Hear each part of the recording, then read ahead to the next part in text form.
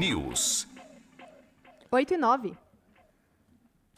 Agora é hora da gente falar sobre política. Vamos conversar aqui nesta sexta-feira, no nosso Start 98 News, com o deputado federal por Minas Gerais, Diego Andrade, do PSD. Deputado, seja muito bem-vindo aqui ao nosso Start 98 News. Ótimo dia, ótima sexta-feira para o senhor. Como vai? Bom dia, tudo bem, Guilherme? Tudo bem? É um prazer estar aqui com vocês. Parabéns pelo programa. Um abraço aí a toda a sua equipe. Obrigado, deputado. Vamos começar aqui a nossa conversa. Eu queria colher, deputado, de você, claro, o primeiro impacto via Câmara dos Deputados sobre essa decisão do governo americano do tarifaço imposto pelo presidente Donald Trump. E os presidentes da casa, tanto o presidente Hugo Mota quanto o presidente Davi Alcolumbre, falaram muito sobre a possibilidade, a questão de reciprocidade, etc. O senhor vê clima, depois do resultado que nós tivemos efetivamente, bem diferente do esperado, para que o Brasil faça qualquer tipo de retaliação, de aplicação de reciprocidade ou qualquer coisa desta natureza em direção ao governo americano, ou não é momento para isso ainda? Olha, Guilherme, eu acho que a gente tem que tentar esgotar todas as possibilidades de retirar, né, essa tarifa. Retiraram de alguns produtos e a gente precisa de ampliar, né, os produtos que estejam fora e a gente, de forma direta, vamos estar trabalhando para que a gente consiga, especialmente, focar nos produtos muito importantes aqui para Minas Gerais, como o café. E eu acredito que qualquer tipo de medida nesse sentido só seria necessária se esgotarem as negociações. Então, a gente está vivendo um momento no Brasil aí de muita tensão, né, ideológica entre direita e esquerda, mas nós estamos precisando de mais gente centrada aí para poder negociar, para conversar e para fazer as coisas avançarem. Eu acho que foi, graças a Deus, um pouco mais leve do que a gente esperava, porque a gente não via por parte dos interlocutores do governo tanto esforço para a redução dessas taxas, mas eu acredito que a gente pode avançar para reduzir ainda mais em vários produtos. O senhor vê negociações e possibilidades diretas, deputado, de que sejam a partir de setores como o setor do café, eu sei que o senhor tem uma atuação muito importante junto a vários desses setores aqui em Minas Gerais, para fazer negociações diretas com as entidades nos Estados Unidos, porque hoje nós trouxemos, inclusive, uma reportagem mostrando que esse tem sido um caminho para que haja pelo menos o mínimo de sensibilização do governo americano, de entender que ele é um produto relevante, ele tem peso para o mercado americano, mas que, se não tem uma porta aberta com os governos, que os setores talvez consigam algo, né? Exatamente. E a gente, até para poder fazer alguma medida de tarifa contra os Estados Unidos, caso chegue nesse ponto, a gente precisa de ser seletivo, né? De checar aquilo que não vai impactar o cidadão brasileiro de forma também cruel, para saber aonde agir de forma cirúrgica, para ir melhorando essa negociação e estabelecer, né, com diplomacia um caminho que proteja aí o povo brasileiro. É o que a gente tem que fazer. Política é o caminho da conversa, do diálogo e do respeito. E é o que a gente, às vezes, não tem visto aí nesses radicalismos aqui no Brasil, isso acaba refletindo em medidas duras fora daqui. E esse radicalismo, ele está deixando também a política e indo para o Supremo, né, o que é um absurdo.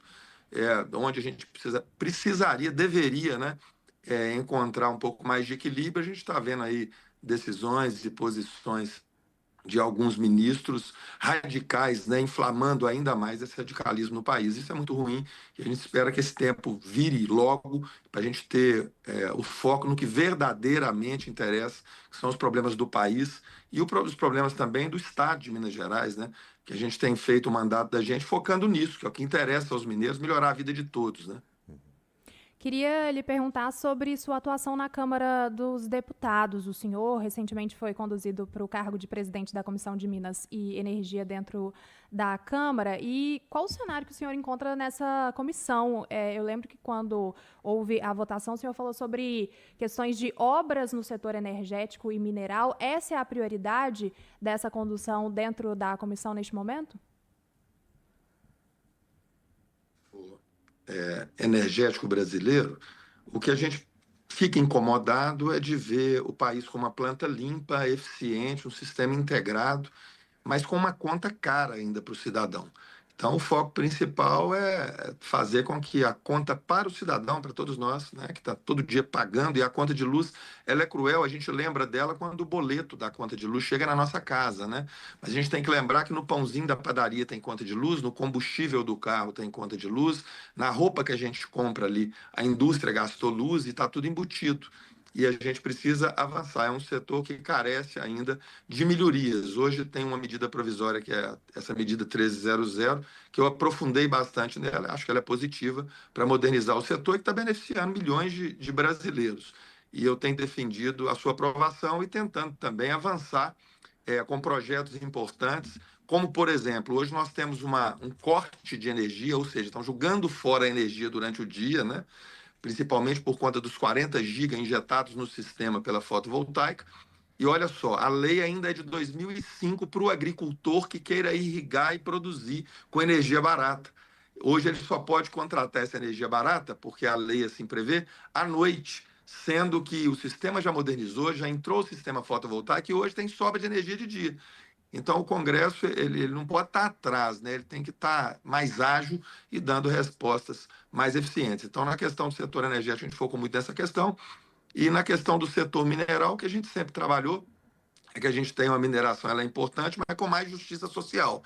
A gente não pode ver recurso para o estado de Minas Gerais, especialmente para os estados mineradores, né? A maior parte da mineração está em Minas e no Pará, só quando tem tragédia, quando tem morte. Isso está errado. A gente precisa de ter contrapartidas melhores e mais eficientes para o nosso estado, que hoje vive uma situação financeira drástica, com uma dívida de 170 bi, que fere de morte aí os investimentos em infraestrutura, a remuneração dos professores, o fortalecimento, né, do salário dos nossos policiais, dos profissionais da saúde. Então, a gente precisa de, com clareza e com inteligência, apresentar propostas que nos ajude a superar, né, esses desafios e fazer com que o nosso Estado, especialmente de Minas Gerais, fique mais sólido no que diz respeito às suas contas públicas. Nessa questão de armazenamento de energia especificamente, deputado, o senhor vê que há uma necessidade da gente abrir mercado para investimentos internacionais, criar condições com menos peso de tributo de imposto para criar um mercado para fazer esse armazenamento e para evitar o desperdício de energia. Que caminho o senhor aponta como sendo necessário para a gente continuar nesta discussão para evitar essas perdas, como o senhor mencionou? Guilherme, então, é importante que o nosso espectador, as pessoas que estejam nos assistindo, nos ouvindo, entendam como que é composta a conta de luz. Nós temos a geração, nós temos a transmissão, né, que são as torres de transmissão com a rede de alta tensão, nós temos a distribuição, que é o que no caso de Minas Gerais, a CEMIG, na maior parte do estado faz, distribuindo a energia. Nós temos os encargos e nós temos algo que chama CDE. Ô, Diego, o que é a CDE? A CDE é um rateio que acontece para que, por exemplo, para levar a luz para todos, para aquele cidadão carente ou aquela propriedade rural que não tem luz, ou aquela pessoa que está lá distante. E aquilo era muito caro e não é viável economicamente, então isso era rateado e foi colocado na CDE. Porque como o governo não coloca recurso, isso é repartido a todos os outros que pagam a conta de energia. E a CDE, ao longo dos últimos anos, ela cresceu demais. Para você ter uma ideia, hoje nós temos 49 bilhões de reais de CDE que estão sendo rateados para todo mundo que paga a conta de luz, para mim, para você, para todo cidadão, para o carente, enfim. E algo que impactou de forma muito pesada na conta de luz foi a questão da não cobrança na utilização dos cabos, né, da transmissão de distribuição pela energia fotovoltaica, que é uma energia maravilhosa, a gente tem que incentivá-la mesmo. Mas, na época, a maior parte dos parlamentares, às vezes por desconhecimento, olha, vai taxar o sol. E aí, não pode taxar o sol, só que tinha algo ali que estava errado. Por exemplo, é claro que se você está gerando a sua energia, pela geração você não pagaria. Mas a partir do momento que você usou a rede de transmissão e de distribuição para julgar aquela energia que você produziu de dia e utilizou novamente esses fios para usar a energia novamente durante o período noturno, e você não tem um armazenamento e não pagou por aquilo, Guilherme, o que acontece? Os demais cidadãos vão pagar. E olha que essa conta chegou em 49 bi. E quem que instalou em suas propriedades a fotovoltaica? Eu mesmo instalei, e eu tenho certeza que várias pessoas da classe média, da classe alta instalaram. O cidadão mais pobre ele não instalou. Então nós ficamos com subsídio às avessas, onde hoje o cidadão mais pobre paga a conta do subsídio do classe média e do rico. Então não está legal, isso precisa ser revisto. Eu não estou dizendo aqui em acabar com todos os subsídios. Enfim, é importante ter algum para termoelétrica, manter Proinfa, mas tem que ser reduzido. 49 bi não dá. E eu acredito que foi avaliando isso, que essa medida provisória chegou. Olha, se está dando subsídio, tinha que dar para quem é mais carente. E é isso que foi feito na medida provisória. Por isso eu sou favorável a ela, mesmo não tendo sido um apoiador aí do atual presidente. Porque eu acredito que a gente tem que ter a clareza de ler as propostas, de aprofundar e de decidir sempre o voto, né? De ter uma conduta independente aqui no Congresso Nacional. Sim. Agora eu quero puxar aqui o campo da conversa sobre preocupação sobre recursos dos acordos de Mariana e Brumadinho. Eu sei que o senhor está detidamente tratando disso, deputado, e que avaliação o senhor faz sobre a maneira como eles têm sido conduzidos. A gente já ouviu algumas manifestações de prefeituras, de gente que ficou de fora, de incluídos, inclusive das próprias mineradoras, quando fizeram e estão fazendo estes aportes. Queria que o senhor fizesse uma espécie de raio-x de como o senhor avalia que isso está sendo cumprido e se está sendo bem cumprido nas cidades mineiras. Então, Guilherme, olha, como eu disse, o maior problema que nós temos é a dívida de Minas, né? Uma dívida de 170 bi. A origem dessa dívida se deu lá atrás, principalmente quando da mudança do sistema tributário nacional com a Lei Candir, nós paramos de arrecadar, né, no setor mineral e em outros setores estratégicos, e ao longo, né, de governo Itamar, que foi mais ou menos nessa época, e depois o governo Aécio, Pimentel, Anastasia, Pimentel, hoje Zema, nós tivemos um acúmulo dessa dívida muito grande. Essa dívida chegou já no governo Zema, no início do governo Zema, o STF, a dívida era tão grande no governo Pimentel, ela se acumulou, que o governo não estava cumprindo as obrigações constitucionais mínimas. E aí o que aconteceu? É importante falar isso aqui para o ouvinte. O Estado passou, o Estado de Minas, a atrasar pagamentos, a gente lembra desse tempo crítico, né? Sequer o salário dos nossos servidores estavam sendo pagos em dia, atraso com hospitais, enfim. E com uma liminar obtida no STF, Minas parou de pagar essa dívida. Então, quando a liminar foi publicada, 4 meses antes de acabar o governo Pimentel, naturalmente, o então eleito governador Zema, naquela época, já assumiu com o não pagamento da dívida. E, naturalmente, eu acho que ele agiu bem ao ir pagando os atrasados e colocando as contas do Estado em dia. Mas certo é que essa dívida, que era de 100 bilhões, chegou agora a 170 bilhões. E começou novamente a ser paga. E a gente está assistindo, né, um esforço, né, aí, de senadores, e eu também, junto como deputado, aprovamos aí esse parcelamento que é o Propag, mas temos ainda um problema grave, que é a entrada que precisa ser dada como pagamento. E aí a gente está vendo aí o governo propor à Assembleia vender o Hospital Risoleta Neves, vender até a cidade administrativa, algo que soa mal na minha avaliação. É como se você estivesse vendendo sua casa correndo para pagar a dívida, né?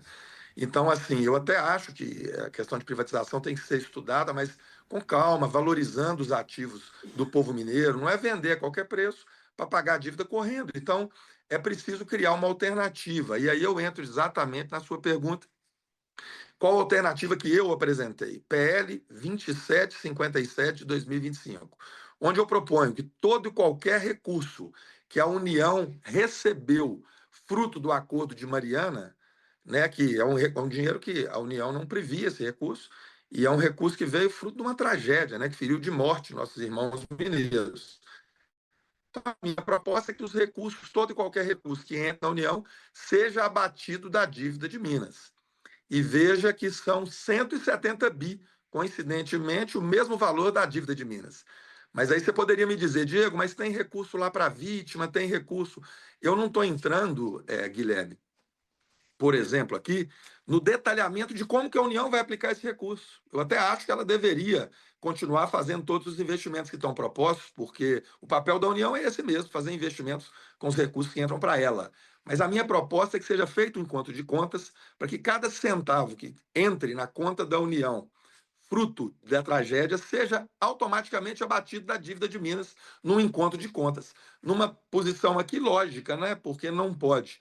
O Estado está todo endividado, e a gente sabe que a origem dessa dívida foi uma iniciativa da União lá atrás, em tirar uma arrecadação de Minas Gerais, mas tudo bem, hoje nós estamos com a situação posta, e por isso apresentei esse projeto e espero que ele seja distribuído brevemente pelo presidente da Câmara e que toda a bancada, o governador, os senadores, apoiem para que, ainda que se a gente não conseguir fazer a compensação integral de todos os recursos, o governo poderia questionar, por exemplo, que o recurso que está indo para as vítimas não está indo para ele, tudo bem, mas parte dessa compensação já valeria, pelo menos, uma estabilização forte da dívida de Minas. E para que as pessoas entendam de forma clara, o que é que a gente está defendendo? A gente está defendendo é que o policial tenha um salário melhor, que a gente tenha mais policiais nas ruas, que a gente tenha estradas melhores, uma saúde mais eficiente. É exatamente isso que a gente está defendendo. Uma educação mais forte, né, com professores valorizados, porque é o mesmo dinheiro, né, do caixa do Estado. Se a gente não conseguir